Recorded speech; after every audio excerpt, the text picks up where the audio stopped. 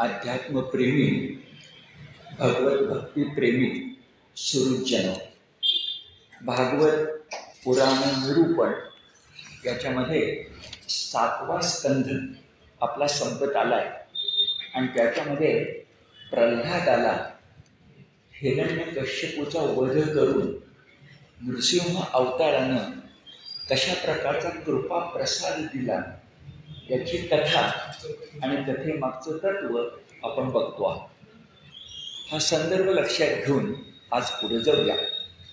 मुळामध्ये ही कथा भागवतात कशी आणि कुठे आली आहे तर विचारणारा राजा परीक्षिती हा शुकाचार्याने विचारला आणि शुकाचार्य परीक्षितीला सांगताना परीक्षितीचे पूर्वज म्हणजे धर्मराज, त्या धर्मराजांनी नारदांना प्रश्न काय विचारला होता हा संदर्भ देऊन सांगतात. म्हणजे मुळात प्रल्हादाची कथा कोण कुणाला सांगतंय तर धर्मराजाला नारद सांगतात. ते ऐकलंय शुकाचार्य आणि शुकाचार्य आता राजा परीक्षितीला सांगतात. एका अर्थानं ही परंपरा आहे. तर त्या परंपरेचा विचार करताना नारद म्हणाले, बोलतायत शुकाचार्य, नारद म्हणाले धर्मराजा, कथेचा संदर्भ देऊन ते म्हणतात आपण मागं बघितलं की प्रल्हाद हा विष्णूचं नाव घेतोय, त्या कपटी मायावी अशा विष्णूचं नाव घेतोय, ज्या विष्णूनं हिरण्यकश्यपूच्या भावाला हिरण्याक्ष मारलेला आहे त्याचं नाव घेतोय. म्हणजे आपल्या काकांचा जो हत्यारा, काकांना मारणारा, त्याचं कौतुक आपला मुलगा करतोय, त्याच्याबद्दल वडिलांना राग आलाय, ही पहिली गोष्ट. त्याने शिक्षा करायला सुरुवात केली आहे हेही आपल्या लक्षामध्ये येते. शिक्षेचे किती प्रकार झाले, म्हणजे कड्यावरून ढकलून देणं, उकळत्या तेलामध्ये टाकणं, असे सगळे प्रकार झाले.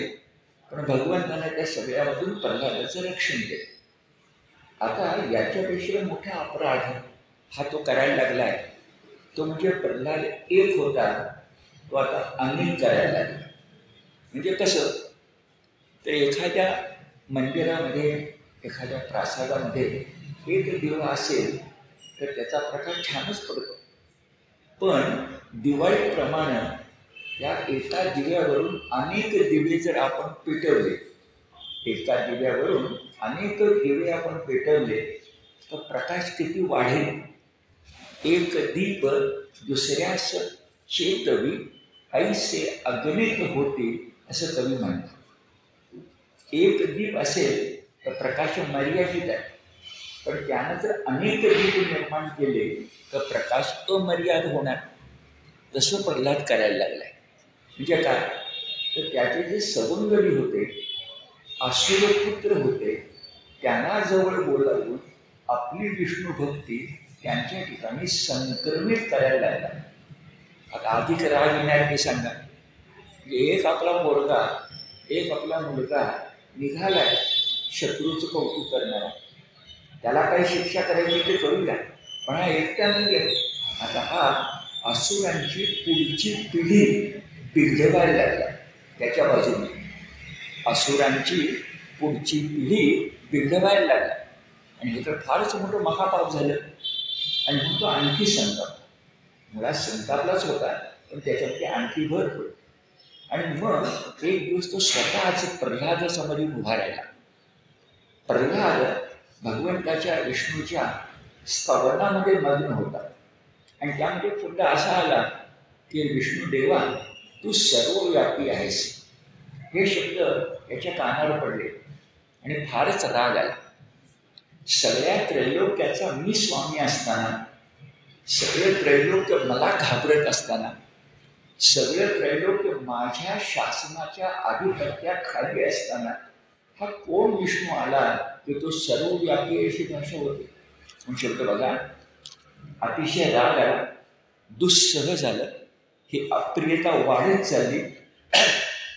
हिरण्यकश्यपू क्रोधानं लाल झाला आणि आपला मुलगा जरी असला तरी आता हा वधास योग्य आहे त्याला मारलंच पाहिजे अशी भूमिका घेऊन तो आपल्या मुलासमोर क्रूर कर्मा साक्षात यमराज काल पुरुष जसा उभा राहावा तसं उभा राहिला, पाय आपटत आला, नागाप्रमाणे फुटकार टाकत आला आणि चिडलेला तो शेलकी विशेषणं आपल्या मुलाला द्यायला लागला.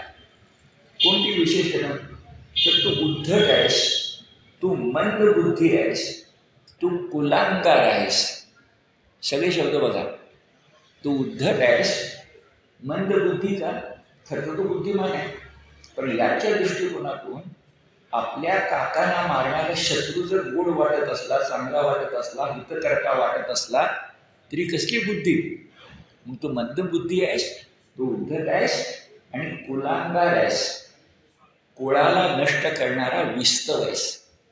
नाहीतरी कुऱ्हाडीचा दांडा गोतास काळ असा आपण म्हणतो, कारण सगळे जग तोडायला, सगळे जंगल तोडायला जी कुऱ्हाड उपयोगी पडते, त्या कुऱ्हाडीचं जे पात्र असतं ते काही जंगल तोडू शकत नाही, पण त्या पात्राला तो दांडा मदत करतो. तो जंगलातल्या लाकडाचाच असतो ना, तो नसता तर जंगल तुटलं नसतं. पण कुऱ्हाडीचा दांडा गोतास काळ, जणगोत जंगल, तसा तू आहेस. म्हणून तू कुलांगार आहेस, उद्धट आहेस, मंदबुद्धी आहेस, कुलांगार आहेस, माझी अवज्ञा करतोयस. मी तर राजा आहे, सम्राट आहे, आणि सम्राटाचं न ऐकणं हा राजद्रोह झाला, आणि राजद्रोहाला मृत्यूदंडाची शिक्षा असणार. इतकं चिडून बोलल्यानंतर तो विचारतो, अरे हे वाटतं का तुला? अख्खं त्रैलोक्य माझ्या शब्दानं कापतं, माझी लहर मानतं, मी काय म्हणेन याच्याबद्दल विचार करत राहतं अख्खं त्रैलोक्य. आणि असं असताना, वडील एवढे मोठे असताना त्याचं कौतुक तुला नाही, आणि तू काय करायला लागलायस? तर हे कौतुक बाजूला ठेवून नको त्या शत्रूचं कौतुक करायला लागलायस. खरं त्रैलोक्य माझ्या स्वाधीन आहे, आणि तू म्हणतोस या त्रैलोक्याची उत्पत्ती विष्णूने केली आहे. तू म्हणतोस विष्णू हा या त्रैलोक्याचा नियामक, नियंता आहे. विचार करा, नियंता, नियामक, कायदे करणं हा अधिकार कोणाचा आहे? सम्राटाचा आहे, माझा आहे. आणि माझा असा अधिकार असताना, मी खरा नियंता असताना, तो म्हणतोस मात्र छाती ठोकपणे की नियंता कोण आहे? तर नियंता हा विष्णू आहे. तो सर्वव्यापी आहे, तो नाही अशी जागाच नाही. जळी स्थळी काठी पाषाणी भरून तो दशांगुळ उरलेला आहे, असं तू माझ्या तोंडावरच म्हणतोस. काय म्हणावं तुला? आणि चिडलेल्या हिरण्यकश्यपूनं म्हटलं, तुला जर तो सर्वव्यापी वाटतो ना, तर तो आकाशात असेल, भूमी पाताळात असेल, दाही दिशांना असेल, पण असा जर असेल तर या राजगृहात पण असेल. राजगृहात सभा मंडपात जे खांब आहेत तोलून धरणारे, त्या खांबातले असायला पाहिजे. हे आपल्या मुलाला, भक्ताला हिणवणं आहे. तो जे म्हणतोय त्याच्यातली त्रुटी दाखवणं आहे. काय गप्पा मारतोयस? त्रैलोक्य भरून उरलाय. मग त्रैलोक्य भरून उरलाय, त्रैलोक्य भरून उरलाय, समोरच्या खांबात आहे का? हे कसं हिणवणं आहे बघा. म्हणतोस ना त्रैलोक्यात आहे, खांबात असायला पाहिजे. आणि त्याला खात्री आहे की कदाचित तो त्रैलोक्यात असेल नाही तर नसेल, पण या खांबामध्ये नक्की नाही. त्याने खांब जड आहे, खांब लाकडाचा किंवा दगडाचा, शिलाखंडाचा बनवलेला आहे. याच्यात कसा तुझा त्रैलोक्याधीश विष्णू असेल? अशक्यच आहे. मग अशक्य आहे असं म्हणून आपल्या मुलाला हीन, दर्जा त्याचा कमी दाखवून त्याची चूक त्याच्या पदरात घालण्यासाठी मुद्दाम म्हणतोय समोरच्या खांबात आहे का? त्याला खात्री आहे की विष्णू हा त्रैलोक्यात नाहीच, आणि त्रैलोक्यात नाही मग समोरच्या खांबातही नाही. माझा मुलगा नको त्या गोष्टीनं बहकलाय, वाट चुकलाय, चुकीच्या मार्गाला लागलाय. तो कपटी विष्णू आहे ना, तो असाच आहे. तो शत्रू सैन्यातही मिसळतो आणि शत्रूंना आपलंसं करतो. अगदी आठवणी सांगायची तर रावणाचा भाऊ विभीषण निघतो आणि रामाला शरण येतो. हे शत्रू सैन्यात सुद्धा आपली माणसं निर्माण करणं हे सगळ्या विष्णूला माहितीच आहे पूर्वीपासून. बघा, आता माझ्या मुलाला सुद्धा त्यानं फितवलं आणि माझ्या मुलाला फितवल्यानंतर माझा मुलगाच माझ्या तोंडावर सांगतोय की तुम्ही कोण काय मला माहिती नाही, पण तो विष्णू मात्र त्रैलोक्याधीश आहे ना, समोरच्या खांबात आहे का. असं हिणवण्यासाठी, अशक्य गोष्ट त्याच्या पदरामध्ये घालण्यासाठी तो बोलता झाला आणि स्वतःच्या हातातल्या गदेनं त्या स्तंभावर म्हणजे खांबावर त्यानं ताडण केलं. पण लगेच लक्षामध्ये आलं की गदेनं कशाला मारायला पाहिजे, याला आपण लाथेनच मारूया, अपमान करायचा. आणि मग खांबाला गदेने मारलं आणि लाथेनं ताडण केलं आणि अपेक्षा अशी होती की खांब मोडून पडेल, कारण मोठा ताकदवान आहे. पण त्या खांबातून विष्णू भगवान प्रकट होईल असं हिरण्यकशिपूला स्वप्नातही वाटत नव्हतं. खात्रीच होती त्याला, एक म्हणजे विष्णू नाही असला तर कपटी आणि मायावी आहे, असला माझ्यासमोर काय उभा राहतो, त्या खांबातून कसा काय प्रकट होईल, इतकी खात्री असल्यामुळं मोठ्या सामर्थ्यानं त्यानं गदा प्रहार केला आणि लत्ता प्रहार पण केला, ये लाथ पण मारली. आणि त्याला अनपेक्षित होतं तेच वास्तव समोर आलं. तो खांब कडकड्या मोडला, राजगृहातला दरबारातला खांब कडकडा मोडला. आणि अहो आश्चर्य, आजपर्यंत कधीच घडलं नव्हतं. असं घडलं म्हणजे त्या मोडलेल्या खांबातून एक धड नरही नाही आणि धड पशुही नाही असा नरसिंह प्रकट झाला. तो नरही आहे आणि सिंह म्हणजे पशुही आहे, पण पूर्ण पशु नाही आहे, नरसिंह आहे. पूर्ण नर नाही आहे, नरसिंह आहे. असा तो प्रकट झाला. प्रल्हाद पुढे म्हणणार आहे ती गोष्ट खरी की भक्ताचं वचन सार्थ करण्याची कामगिरी भगवंतावर आहे. भक्त काय म्हणाला, प्रल्हाद म्हणाला हो या खांबात सुद्धा आहे, हे ऐकलं विष्णूनं. आणि माझा भक्त प्रल्हाद म्हणतो हो मी खांबात सुद्धा आहे, मग मला वैकुंठ लोक सोडावा लागेल आणि खांबामध्ये प्रकट व्हावं लागेल. हे पुढे येणार आहे की तू माझ्यासाठी अवतार घेतलास आणि पुन्हा कुणासाठी घेतलास येणार आहे. पण माझ्यासारख्या एका लहान मुलासाठी, प्रल्हादासाठी तो अवतार घेतलास, विष्णू लोक सोडलास. आजपर्यंत जे रूप तू घेतलं नव्हतंस ते रूप माझ्यासाठी घेतलंस.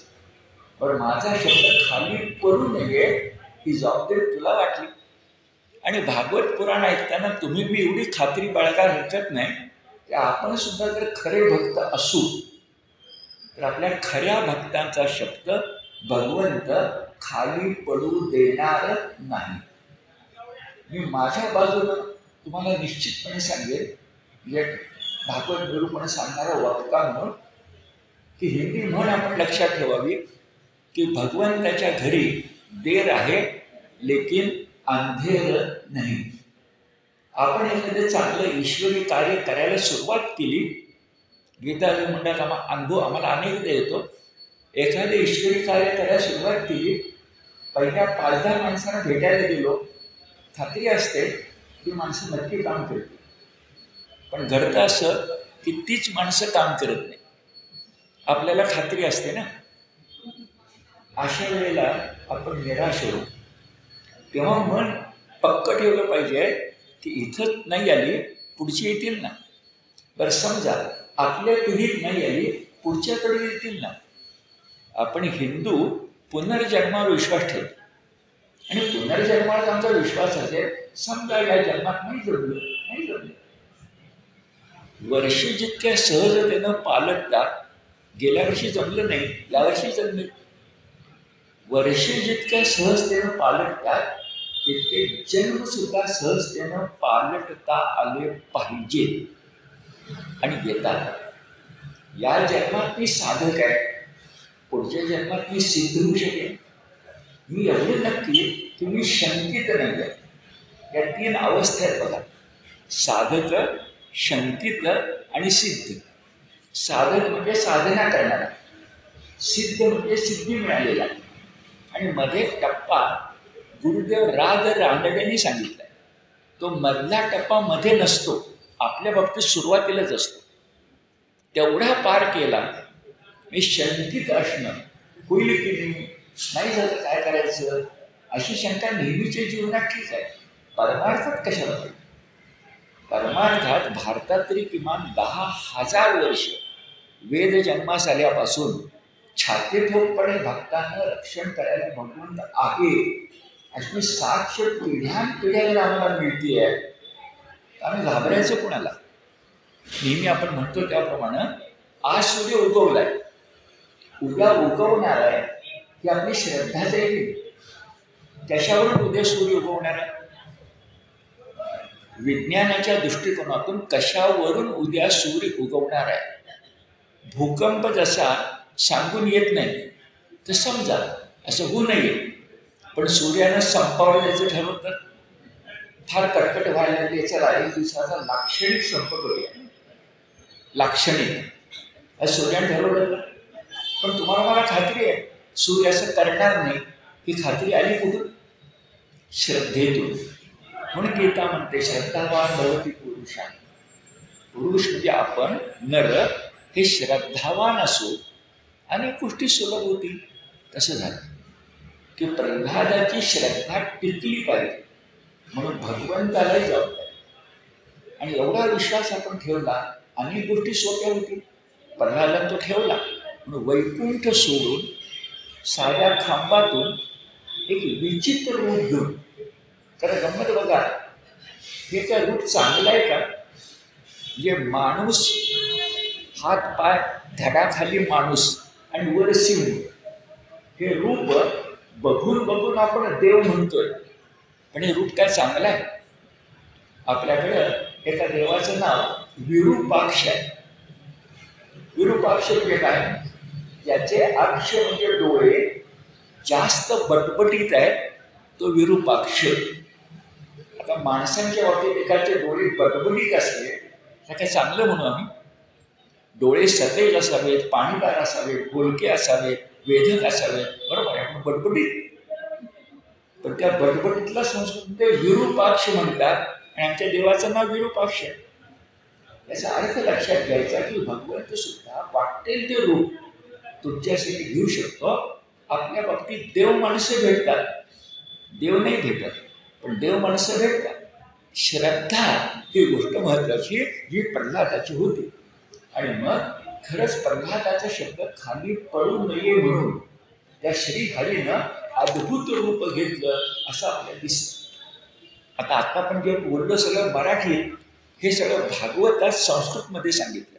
श्लोक असा, सत्यम विधातुम निज भृत्य भाषितम व्याप्तिंच भूतेषु अखिलेषु च आत्मनः अदृश्यता अत्यद्भुत रूपम उद्वहन स्तंभे सभायां न मृगे न मानुषः. न मृगे म्हणजे पशु, मृग याचा अर्थ हरिण, तर बरोबर आहे. पण या विशेष नामाचं सामान्य नाम करायचं. विशेष नाम काय? हरिण. पण सामान्य नाम काय? पशु. म्हणून राजे लोक मृगयेला जात, याचा अर्थ फक्त हरिणच मारत असं नव्हे, मृग म्हणजे पशु. तर न मृगे, तो मृग म्हणजे फक्त पशु नाही आहे, पशु आहे पण फक्त नाही आहे. न मानुषम, आणि माणूस पण नाही आहे. म्हणजे नरसिंह हा धड नर पण नाही आणि माणूस पण नाही, हे सांगितले. कुठं प्रगटला? सभायाम स्तंभे. ती जी राजसभा होती त्याच्या खांबातून प्रकटला. कसा? अदृश्यता, जे दृश्य आजपर्यंत कुणी पाहिलंच नाही असं अदृश्य. अदृश्य पाहिलंच नाही असं. कसं? अत्यद्भुत. नुसतं अद्भुत नाही, अति अद्भुत. उदाहरणार्थ 10व्या अध्यायात विभूती योग सांगितला.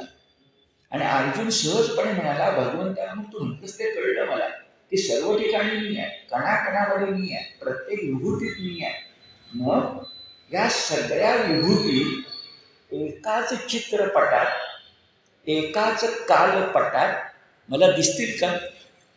मग त्याला दिव्य दृष्टी दिली गेली आणि विश्वरूप दर्शन हा 11वा अध्याय, एकादश आपल्याकडे आला. हा 11वा अध्याय सहज सांगतो, हा 11वा अध्याय गीतेचा आपण एकदा नीट वाचा.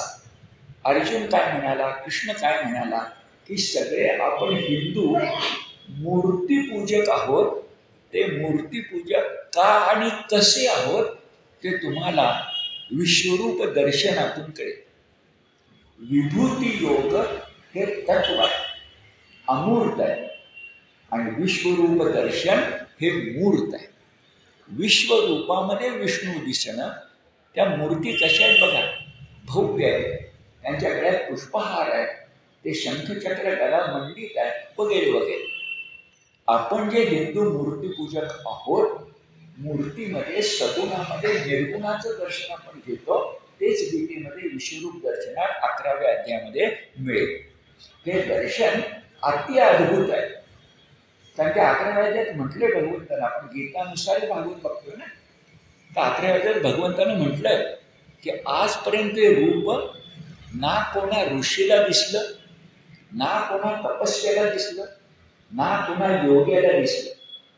आता भागवत पुराणात 2 कथा आहेत, की हेच रूप एकदा बालकृष्णानं यशोदेला दाखवलेलं आहे.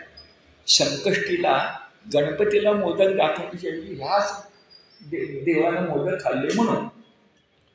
पण हे भागवतातील उल्लेख आहे हा, पण हा उल्लेख प्रक्षिप्त, प्रक्षेप नंतरही कदाचित असू शकेल.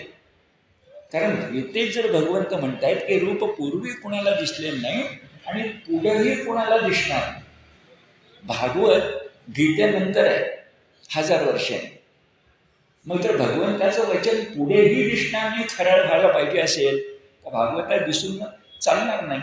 आणि भागवतात यशोदेला दिसले, त्याच्यावर तुम्ही विचार करा की प्रक्षिप्त आहे का नाही.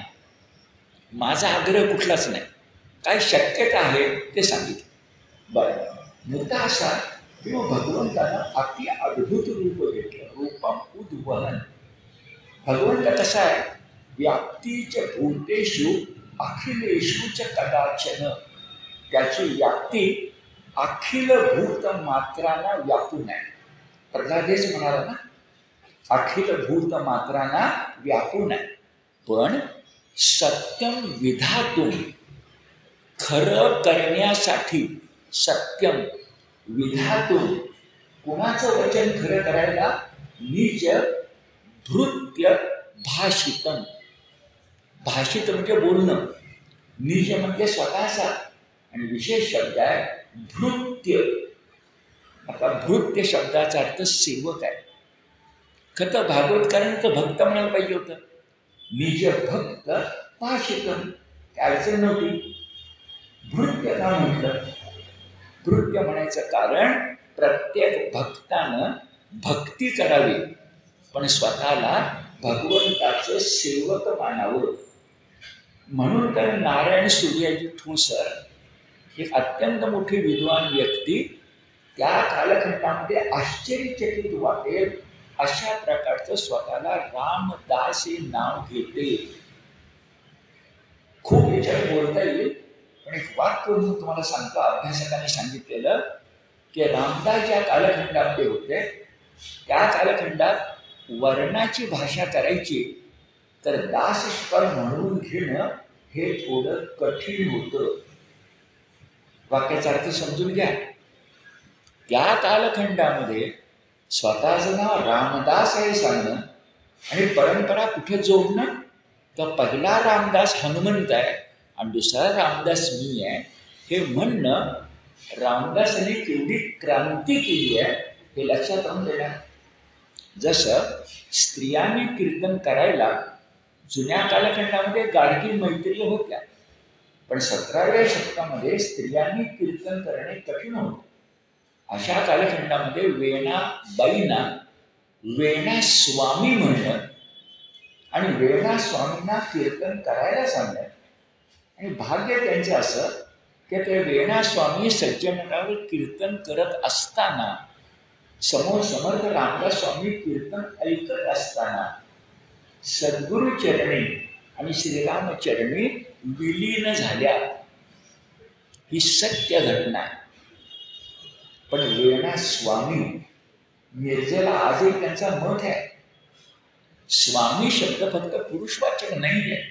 वेणा स्वामी हे जर लक्षामध्ये घेतलं तर रामदासांनी त्या कालखंडामध्ये कशा प्रकारची क्रांती केली आहे हे आपल्या लक्षात येईल. बरं, मग भृत्य शब्द त्यासाठी आला. भृत्य म्हणजे सेवक. भागवत प्रल्हादाचा उल्लेख या श्लोकामध्ये भक्त करत नाही आहे, भृत्य करतोय, कारण ती विनयशीलता आहे.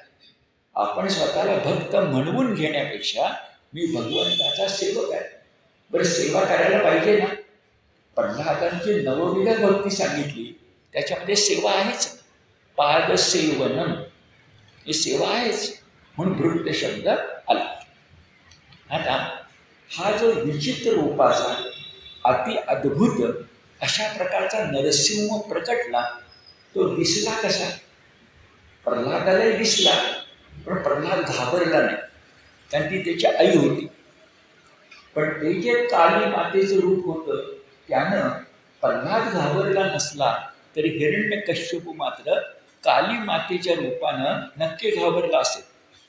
कोल्हापूरच्या अंबाबाईचं रूप आणि कलकत्त्याच्या काली मातेचं रूप याच्यामध्ये अंतर आहे. तसंच काली मातेचं रूप घेऊन या ठिकाणी तो आला. भागवतकार हे कलाकार आहे आणि म्हणून ते वर्णन करत आहे. या नरसिंहाचे डोळे कसे होते तर तापलेल्या सुवर्णासारखे. त्याची आयाळ कोणती कशी होती तर तळपणाऱ्या विजेसारखी. त्याचं मुख कसं होतं विशाल आणि विक्राळ. त्याची जीभ कशी होती जणू काही तळपती तलवार. त्याच्या भुवया कशा होत्या वक्र आणि धारदार. त्याचे कान कसे होते शंकूसारखे ताठ. त्याच्या नागपुड्या कशा होत्या, आता भव्यता बघा, त्याच्या नागपुड्या कशा होत्या पर्वतातल्या गुहेसारख्या. नंतर त्याचं मस्तक कसं होतं गगनचुंबी. त्याचं वक्षस्थल विशाल, पण त्याची कटी मात्र सिंहकटी कृश.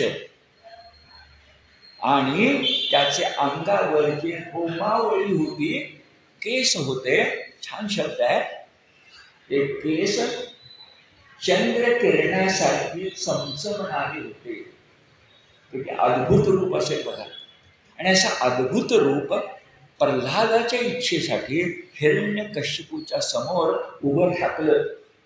पण या सगळ्यामध्ये हिरण्यकश्यपूच्या लक्षात न आलेल्या गोष्टी होत्या. त्या नरसिंह असल्यामुळं त्याची नख ही मोठी धारदार आणि तीव्र होती.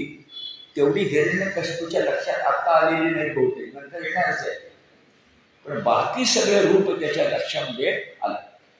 आता भागवतकार कलाकार असल्यामुळं हिरण्यकश्यपूचं मन पण टिपतात.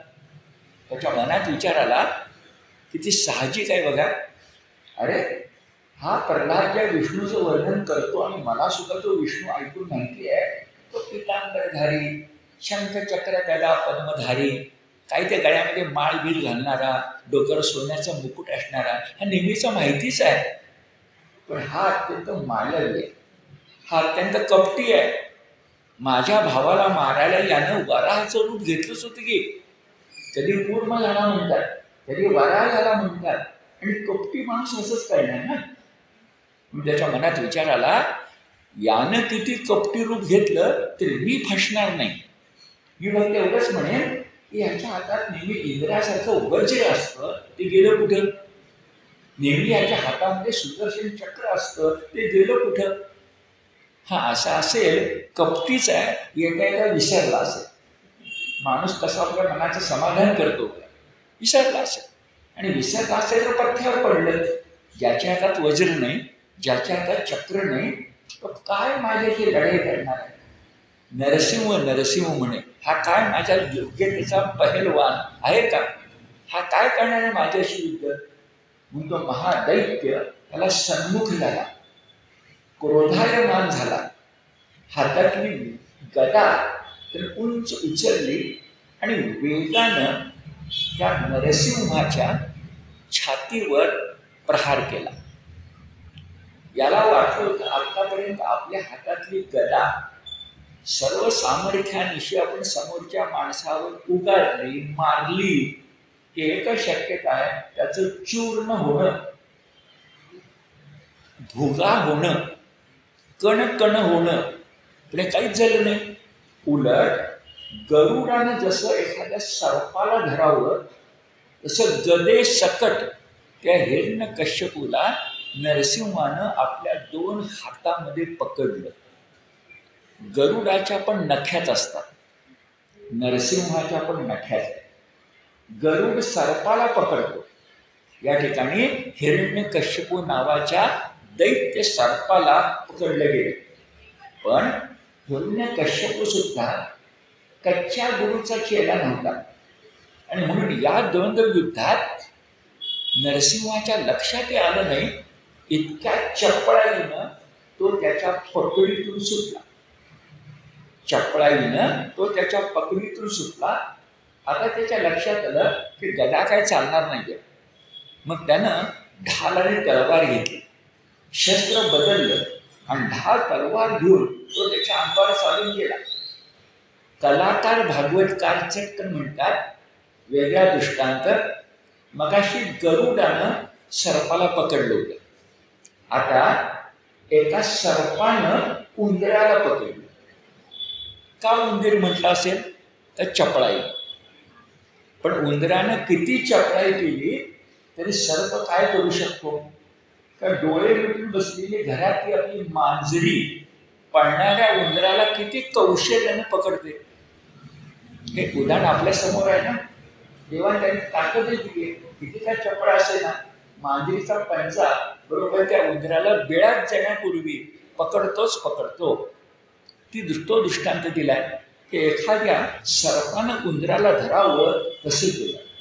आणि ही दोन्ही गोष्टी करताना मेघाचा गडगडाट व्हावा त्याप्रमाणे नरसिंहाचा हास्य ध्वनी संपूर्ण सभा मंडपामध्ये घुमायला लागला.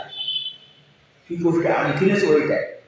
लढाई करताना समोरचा शत्रू अधिक आत्मविश्वास संपन्न असेल तर तो हसू शकतो.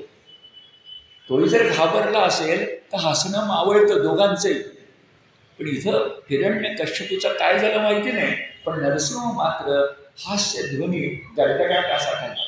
आयुष्यात प्रथम ते हास्यध्वनी ऐकून आणि हे सगळं भयचकित रूप बघून हिरण्यकश्यपूनं डोळे मिटून घेतले. त्याच्या पकडीतून सुटण्याची धडपड केली. पण एकदा गरुडाचा पंजा बसल्यानंतर सर्प जसा सुटू शकत नाही तसा हिरण्यकश्यपू नरसिंहाच्या तावडीतून सुटणं शक्य नव्हतं आणि त्याचं मरण त्याच्या समोर आलं. प्रल्हाद बघत असताना नरसिंहानं, अक्राळ विक्राळ नरसिंहानं त्याच राजसभेच्या उंबरठ्यावर जाऊन, असं आपण म्हणतो उंबरठा, भागवतात उंबरठा शब्द नाही आहे, द्वार शब्द, द्वारा.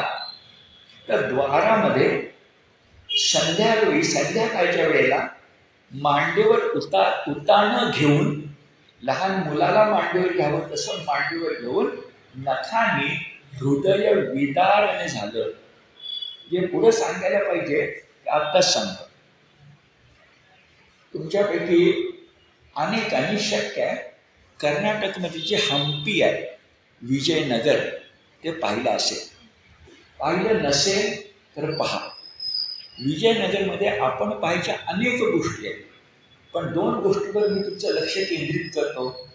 एक, विजयनगरमध्ये आपण प्रवेश करताना डाव्या बाजूला पुढे आपण गेलो तर नरसिंहाचं मंदिर आहे आणि उजव्या बाजूला आपण पुढे गेलो तर विठ्ठल मंदिर आहे.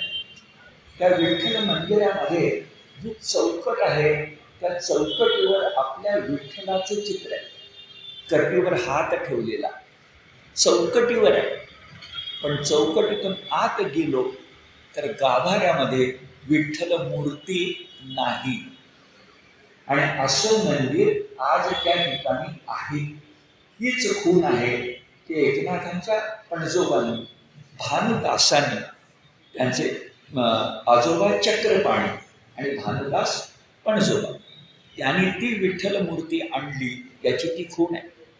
आता विठ्ठल मूर्तीचा विषय खूपच छान आहे. तिथंच पुरंदरदासांची पदवी आहे. तिथं बसून ते भजन म्हणायचे. पुरंदरदास म्हणजे कर्नाटकचे नामदेव. एका शब्दात कळतं आपल्याला, पुरंदरदास म्हणजे कर्नाटकचे नामदेव. पण हा विषय बाजूला ठेवूया.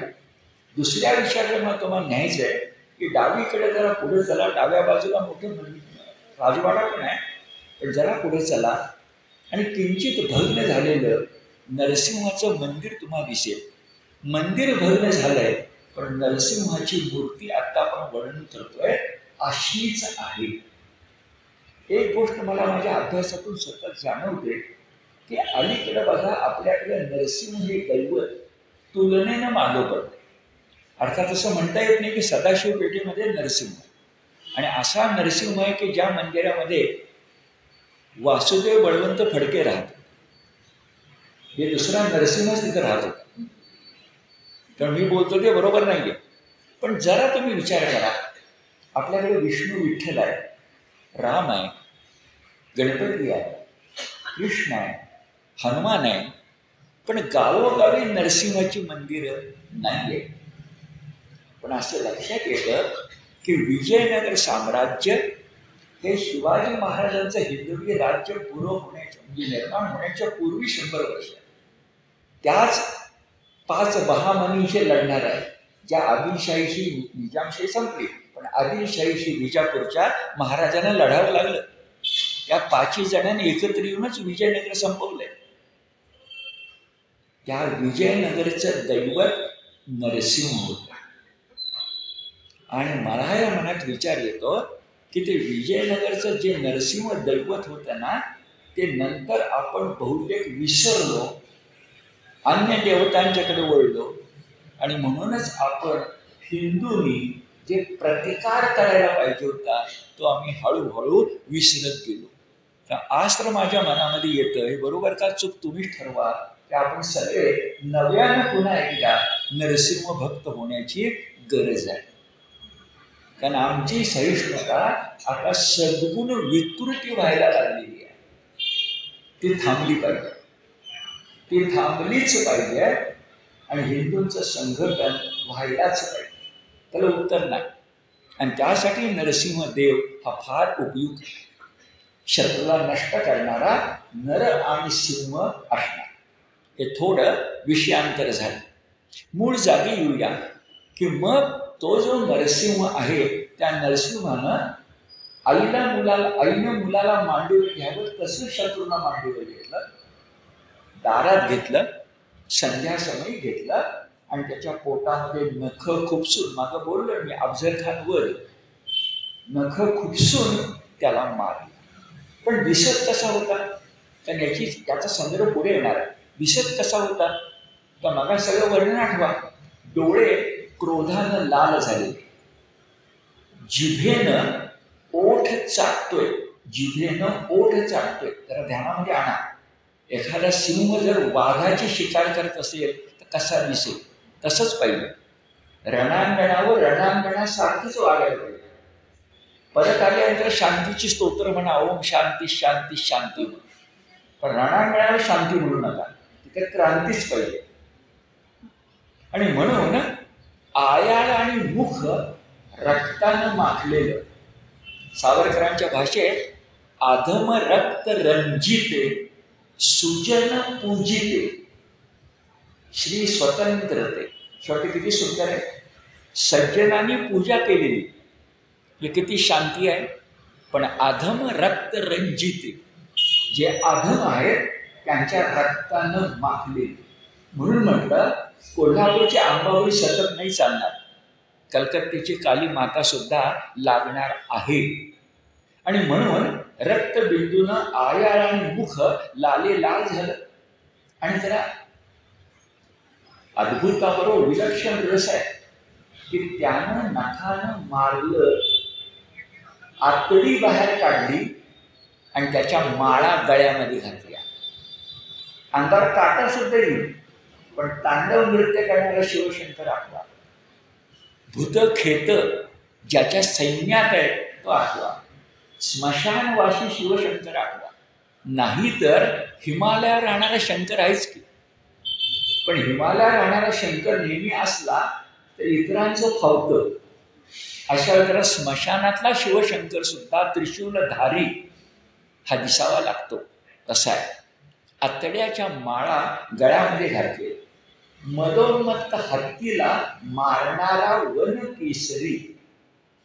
खरंच विचार करा, हत्ती समोर जात असेल आणि सिंह समोरून आला तर कदाचित सिंहाला आपल्या त्या सोंडेमध्ये हत्ती पकडूही शकेल कदाचित. पण मागून हल्ला करून गनिमी काव्यानं, काय त्या गनिमी काव्याला नाव वगैरे ठेवायचं कारण नाही, तो मराठ्यांचा गनिमी काव्य आहे. तर त्या गनिमी काव्यानं कुठल्याही दिशेनं एका मारायचं ठरल्यानंतर हत्तीच्या गंडस्थलावर नरकेसरी सिंहाची उडी पडली. हत्ती किती उंच असतो, कशी उडी मारावी लागेल, आणि उडी मारताना चुकून चालणार नाही, यशच पाहिजे. आणि असा पंजा त्या मदोन्मत्त हत्तीच्या गंडस्थलावर पडला की हत्ती संपला. तसं नरकेसरी या नरसिंहानं हिरण्यकश्यपूला मारलं. साहजिकच बरोबरचे जे अन्य दैत्य होते ते आयुधासकट धावले. वर्णन छान आहे. त्या सगळ्या आयुधासकट धावलेल्या दैत्यांना नरकेसरीनं एवढं भव्य रूप धारण केलं की आपल्या पायाच्या टाचे खाली चिरले. लढायचं कुणाशी? हिरण्यकश्यपूशी. आणि उरलेले जे खुर्द आहेत ना, त्या खुर्द्यांचं काय करायचं? टाचे खाली त्यांचा भोगा करायचा. अशा प्रकारचा हा दिसत कसा होता? पुन्हा संस्कृत श्लोकाचा आधार घेऊया. संरभ्य दुष्प्रेक्ष कराल लोचनो ये लोचन. संरभ्य दुष्प्रेक्ष, ज्याला बघणं मुश्किल होईल. जसं सूर्याकडे 12 वाजता नाही आपण बघू शकत, डोळे मिटतो. दुष्प्रेक्ष कराल लोचन. कराल अकराळ विक्राळ त्याचे डोळे आहेत. व्याप्त्या ननांतम, आनन म्हणजे मुख, त्यानं व्याप्त म्हणजे जबडा सिंहानं असा मोठा केलाय. खरं तर मारले त्याला आता, पण मोठा जबडा करून त्याला बघणं कठीण होईल अशा प्रकारचा, ज्याचे आयाळ ही मोठी तळपत्या विजेसारखी दिसते आहे अशा प्रकारचा. आणि द्वीप म्हणजे हत्तीला मारणारा हरी अवतरला. आता द्वीप हे शब्द म्हणायचे कारण जे सोंडेनं पाणी पिणारा आहे, तोंडातनं पाणी पिणारा. हत्ती तोंड नाही लावत, सोंडेनं पाणी पितो. द्वीप दोनदा पिणारा, किंवा दात सुद्धा एक दिसणारे आणि न दिसणारे. सुळे हत्तीचे आणि दात, अनेक अर्थाने त्याला द्वीप म्हणतात.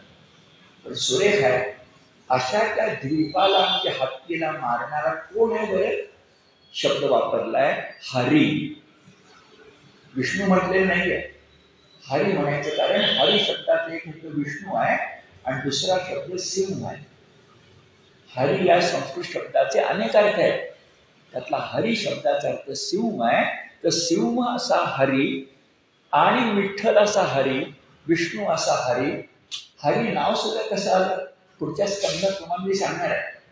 त्याच्या आईचं नाव हरिणी आणि वडिलांचं नाव हरिविध, म्हणून तो हरी झाला.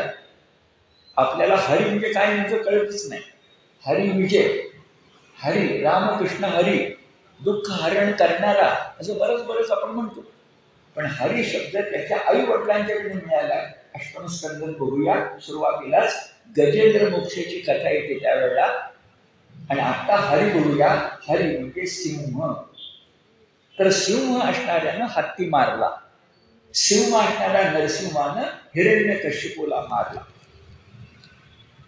पुन्हा कलाकारानं वर्णन छान केलंय की त्यानं जे कसं असतं, एखादा घोडा, एखादी गाय, एखादा बैल किंवा एखादा सिंह, हत्ती यांच्या काही लकबी असतात.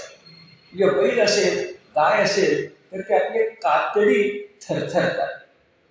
घोडा असेल, सिंह असेल तर काही कारण नसताना आयाळ झटकतो. ही त्या पशूंची लकब आहे, तीही ठेवली आहे. भागवतकार म्हणतात एवढा पराक्रम केल्यानंतर सिंहाला बरं वाटलं, नरसिंहाला, आणि बरं वाटल्यानंतर त्यानं आपली आयाळ झटकली. अद्भुत रस. त्या आयाळ झटकल्याबरोबर आकाशातले ढग अस्ताव्यस्त झाले, नक्षत्र वरून खाली पडतात की वाटायला लागले. त्या नरसिंहानं असा श्वासोच्छ्वास केला की समुद्रातल्या लाटा उफाळून वर आल्या, आणि त्यानं गर्जना अशी केली की आपण मानतो त्या पृथ्वीच्या गोलाला सोंडेवर सावरून धरणारे 10 हत्ती आहेत किंवा 8 हत्ती आहेत. त्या दिग्पाल असं म्हणतात. त्यांना कळेना कसला आवाज झाला म्हणून, कारण म्हणे पृथ्वी डळमळायला लागली. हत्ती घाबरले, पृथ्वी डळमळायला लागली. सगळ्या कशामुळं? आयाळ झटकली म्हणून. म्हणजे नरसिंहाचं रूप काय असेल हे आपल्या लक्षामध्ये येईल. त्यामुळं फार छान आहे. अशा प्रकारचं रूप घेतल्यानंतर सगळ्या देवांच्या मनामध्ये विचार आला की रूप सगळे हिरण्यकश्यपूला मारेपर्यंत छान होतो, पण हेच रूप जर कायमचं राहिलं तर उद्या काय करायचं? मगाशी म्हटल्याप्रमाणे रणांगणावर क्रांती पाहिजे, पण क्रांतीला शेवट पाहिजे, शांती पाहिजे ना. आणि म्हणून सगळ्या देवांनी विचार केला की आता स्तवन करूया आणि नरसिंहाला पुन्हा विनंती करूया. झालं ते झालं, हिरण्यकश्यपूला मारलं ते बरोबर आहे, आता संपला विषय. आता त्या सिंहासन, म्हणजे सांगतो, ते जे रिक्त सिंहासन झालं त्याच्यावर हा नरकेसरी जाऊन बसला. नंतर तो प्रल्हादाला बसवणार, पण राजे पद रिकामं ठेवलं नाही. असुराला मारल्यानंतर त्या सिंहासनावर सरळ नरकेसरी जाऊन बसलाय. हा मधला संदर्भ. बरं, आता हे भयचकित रूप झाल्यानंतर ब्रह्मदेवा सकट देव घाबरले आणि देव म्हणायला लागले आता याचं रूप पहिलं आणलं पाहिजे. बरोबर हेच आहे गीतेमध्ये.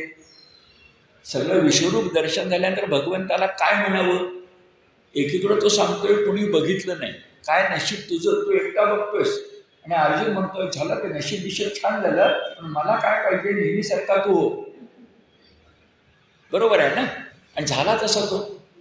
हे जसं एकादशी स्कंदामध्ये आहे, एकादशी अध्यायामध्ये आहे, तसंच आहे इथं. पण गंमत आहे मोठी. ब्रह्मदेव आणि देव हे सगळ्यांनी विचार केला, पण सगळे आपल्या पुढे गेले विनंती करायला, आणि विनंती केल्या तर विनंतीच करता येईना आणि मागं फिरले. हे वर्णन मोठं छान केलं. बघा तुम्ही भागवतात, गंमत आहे. सगळे देव आणि ब्रह्मदेव थकले. मग त्यांनी विचार केला तुम्हाला मला आवडणार आहे की नवऱ्याला शांत करायला बायकोला पाठवूया, आणि म्हणून लक्ष्मीला पाठवलं. आता लक्ष्मीला पाठवलं, लक्ष्मी म्हणाली करते ना शांत, म्हणून पुढे गेली आणि तिच्या लक्षात आलं शब्द आहे, हे जे काही ध्यान दिसतंय हे अदृष्टपूर्व आहे, पहिल्यांदा असं कधी बघितलंच नव्हतं. दुसरं हे अद्भुत आहे, आणि तिसरं ते भयकारी आहे. आणि म्हणून लक्ष्मी गेल्या पावली परत आली. देव थकले, जगन्माता लक्ष्मी सुद्धा थकली. आणि मग ब्रह्मदेवाच्या मनात विचार आला आता एकच उपाय होता, आई सुद्धा थकली म्हणताना पोराला पुढं पाठवायचं.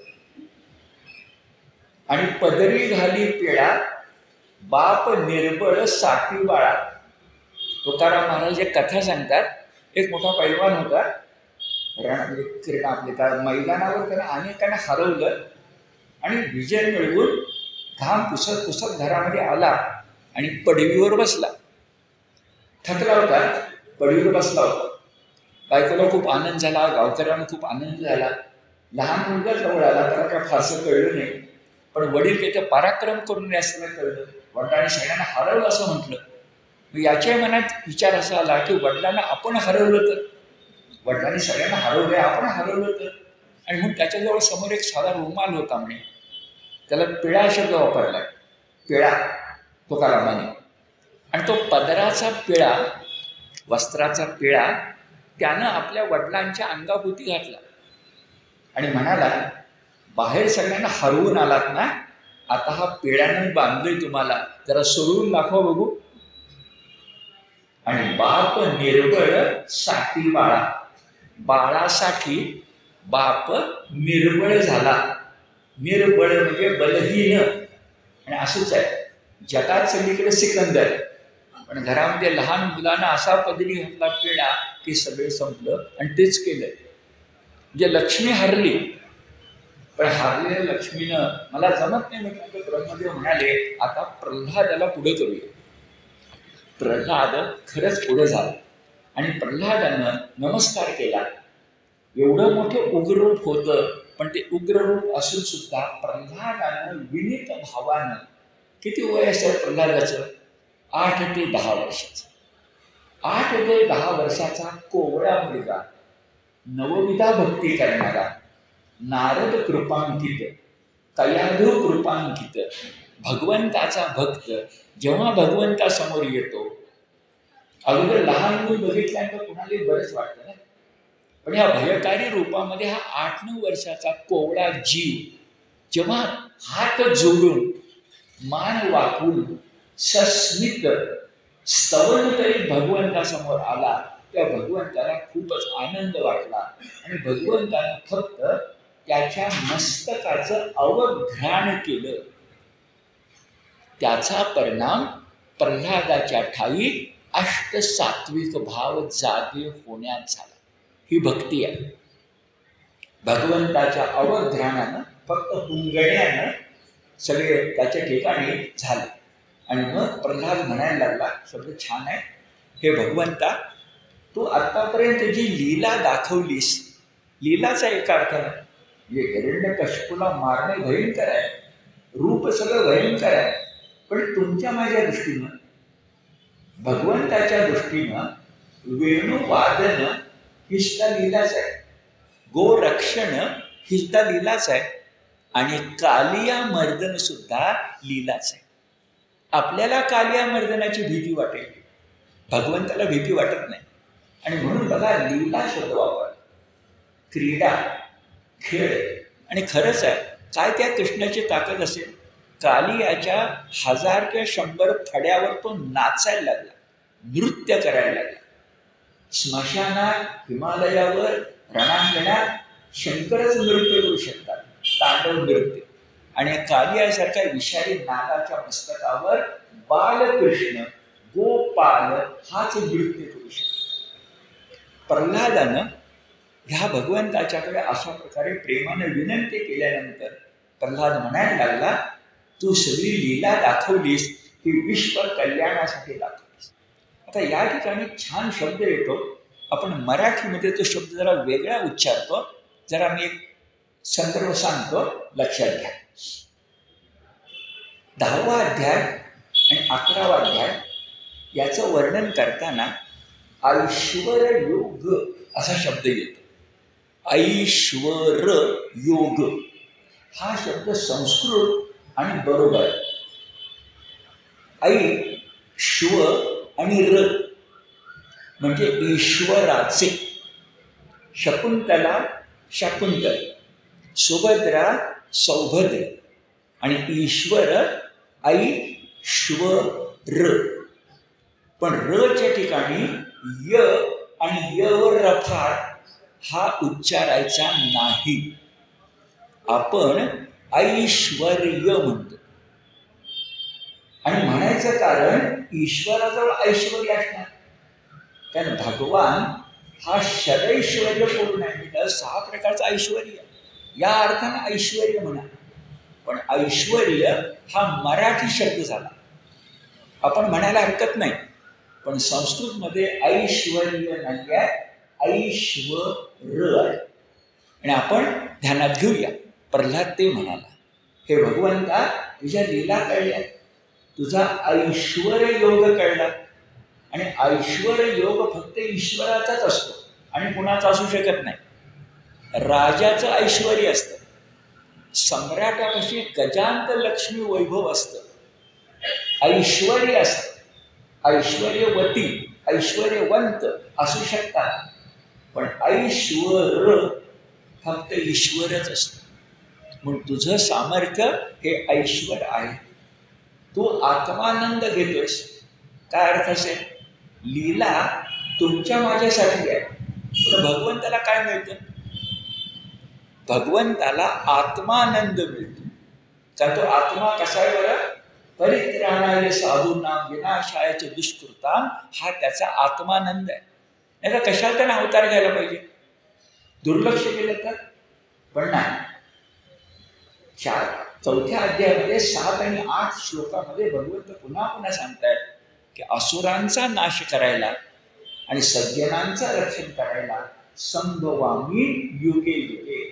आणि आपल्या हिंदूंचं हेच वैशिष्ट्य आहे की आपण पुनर्जन्मावर विश्वास ठेवतो आणि संभवामी युगे युगे विश्वास ठेवतो. एखादी गोष्ट कळसाला पोचली, दुष्टपणा सुद्धा कळसाला पोचला की अवतार होतोच, हा आमचा विश्वास आहे आणि इतिहासाची साक्ष. असा विचार केला तर मग तुझी ती लीला तुझ्या आत्मानंदासाठी आहे. पण आता आवर्ती घे, हे आम्हाला सहन होत नाहीये. भगवंताने छान शब्द वापरला, मला फारच बरं वाटलं. प्रल्हाद भगवंताला एक आश्वासन देतो की तुझं हे रूप जे आहे ना ते आम्ही चिरंजीव करू. म्हणून मगाशी म्हटलं विजयनगरचं साम्राज्य हे नरसिंहाला मानणारं होतं. हे प्रल्हादाने सांगितलं. जे रामावतार आहे, कृष्णावतार आहे, पण नरसिंहावतारही असला पाहिजे. कारण प्रल्हादानं तसं भागवतकार सांगतायत, अधिकृत आहे भागवतकार सांगतायत की तुझं हे रूप आम्ही चिरंजीव करू. चिरंजीव करणं म्हणजे पिढ्यानपिढ्या त्याचा पूजा करणं असं लक्षात. आणखीन एक मुद्दा आणि थांबू.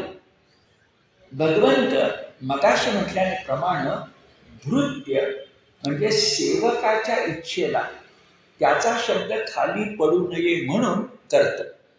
आता हेच प्रल्हादानं जरा वेगळ्या भाषेत सांगितलंय का भागवतकारांनी आपल्यासाठी सांगितलं. भगवंताचे जे 10 अवतार आहेत ते कुणाकुणासाठी जन्मास आले जरा बघा. श्रीराम अवतार जो आहे किंवा श्रीकृष्ण अवतार जो आहे हा तुमच्या माझ्यासारख्या नर किंवा मानव यांच्यासाठी आहे. नर किंवा मानव यांच्यासाठी श्रीराम आणि श्रीकृष्ण अवतार आहे. देवांसाठी जे मानव नाहीत, अजर आणि अमर आहेत, त्यांच्यासाठी वामनावतार. श्रीराम श्रीकृष्ण नाही, पण वामन अवतार हा देवांसाठी आहे. आणि खरंच आहे, त्या बळीराजाचं दानशूर म्हणून आपण कौतुकच करतो. जेव्हा विषय येतो तेव्हा मी तुम्हाला सांगतो त्याचा दोष काय होता, का त्याला पाताळात दडपून टाकलं? अहंकार. दुसरा कुठला दोष? अहंकार. पण अध्यात्मात अहंकार चालत नाही, म्हणून तर वामन अवतार. पण कुणासाठी? देवांच्या रक्षणासाठी. बळीराजा दैत्य होता. या बळीराजाचं भांडण कुणाशी होतं? देवांशी होतं. त्या देवांचं रक्षण करायला वामन अवतार. एक विशेष गोष्ट म्हणजे लक्षात आली की परशुरामाचा अवतार हा ऋषींच्यासाठी आहे, फक्त मानवासाठी नाही. मानवामधले जे ऋषी आहेत त्या ऋषींसाठी.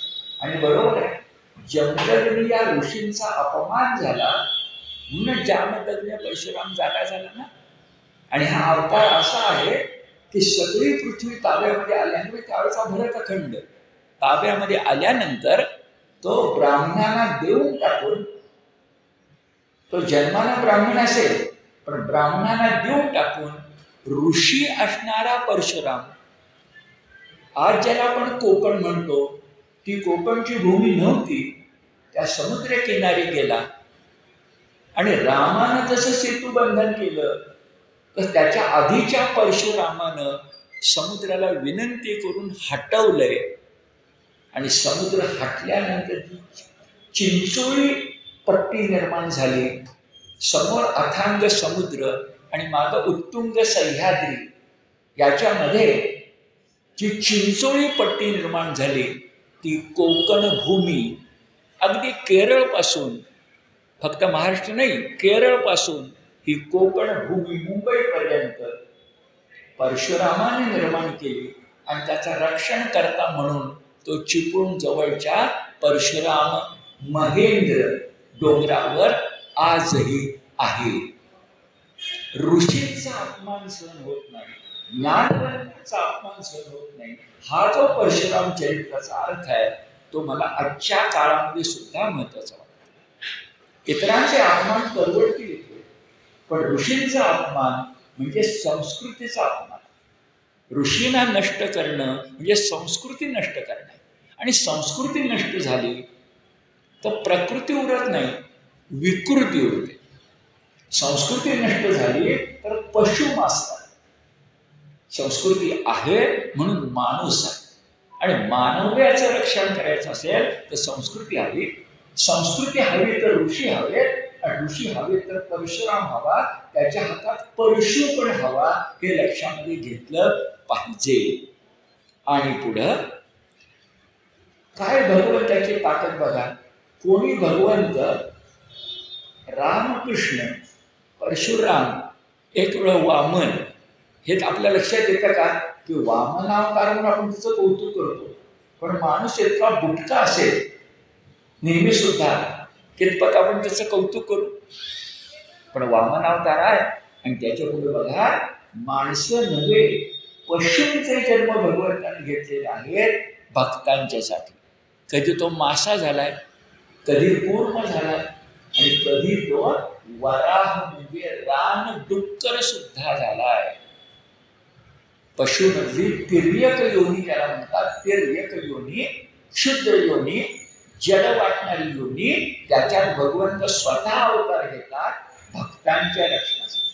कधी वेद वाचवायचेत म्हणून वराह अवतार कशासाठी, कधी वेद वाचवायचेत म्हणून, किंवा अन्य गोष्टीसाठी हे रूप घेतलेलं, पृथ्वीला वाचवायचं म्हणून कूर्मावतार, हे सगळे आपल्या ध्यानात येईल.